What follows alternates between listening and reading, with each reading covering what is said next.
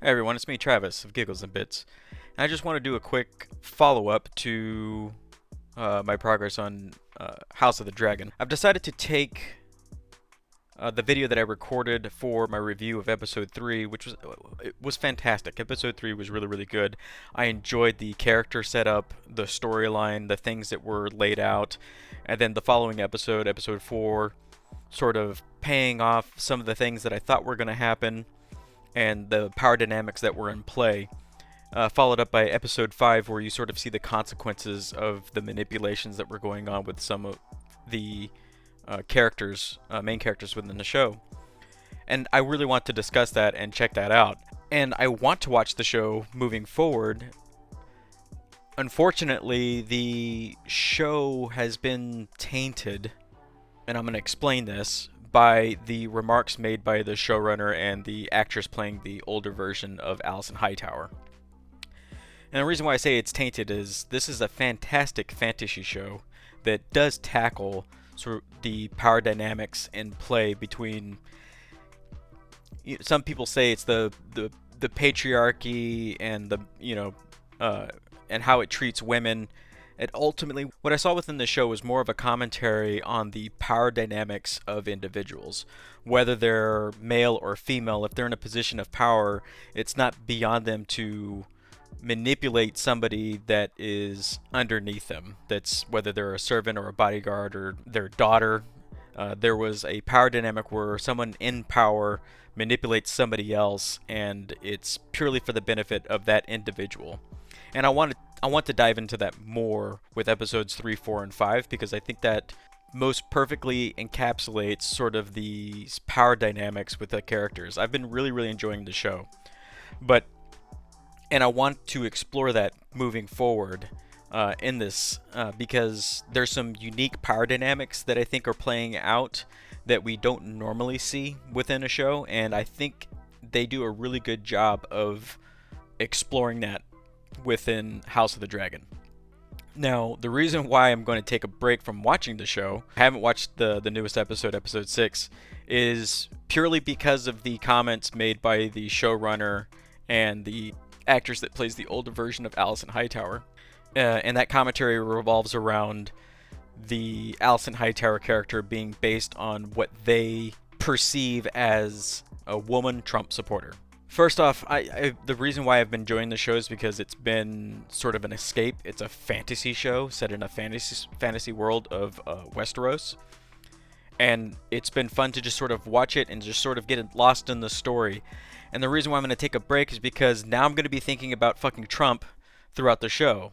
Regardless of how you feel about Trump, regardless of how you feel about Biden, I don't want to think about politics, and I certainly don't want to think about the real world within this. Like, yeah, there could be allegories that are intentionally written into a show that are a reflection of real world things, but ultimately this is a fantasy show, and I want to watch the show based on the characters as they are and how they're presented within the show. Take something from the real world, intentionally paste it into a fantasy world, ruins the immersion of the show. I don't want to be reminded of the real world. If the show is based in a fantasy world, I want it to be grounded in the world that it's set in. I don't want to have reminders of reality. I watch a show like Law and Order that's based in reality. It's grounded in reality. It has reality rules, with how things work to a degree. I mean, there's some flair and there's some license taken with some of those storylines. With a fantasy show, it's not set on Earth. Westeros is not a country that exists on Earth. Dragons don't exist on Earth. Magic doesn't exist here. There's sleight of hand, surely, but there's not. I like that stuff, and I don't like seeing things or hearing things in those shows that reminds me of reality. Like, I don't want things to be a part of reality when it comes to these types of shows, if that makes sense.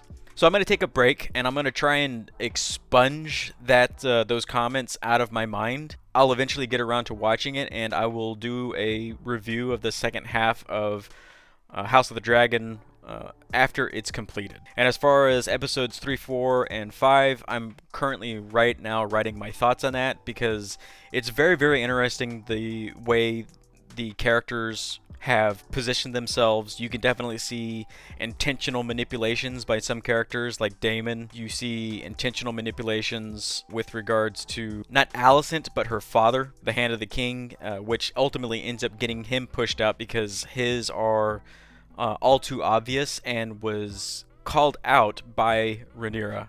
And then you have a corruption of Rhaenyra by her uncle Daemon Targaryen that ultimately leads her to performing her first manipulation, which ultimately ends up torturing a character. And I want to explore that and why that's such an interesting twist on what we would normally see with these types of shows. I want to explore those things. So I'm about halfway through writing my thoughts on that, and I'll look at that. It's not something I want to write off the cuff. It's something that I definitely want to make sure that I have my thoughts lined up and express my reasons for my opinions. And it's opinions, it's not fact. It's just my interpretation of how I see things and why I've enjoyed the first half of House of the Dragon so much. That's all I wanted to say. I still think it's a fantastic show. It's just a shame that the showrunner decided to make those comments. I don't think it's going to affect the quality of the show. I hope not. Moving forward in the second half, I look forward to eventually catching up and watching it. Adios. Leave a like, subscribe, leave a comment down below if those comments affected the way you think about the show, or if you given it a second thought. I don't want to watch a fantasy show and think about fucking real world bullshit. I just want to watch the show.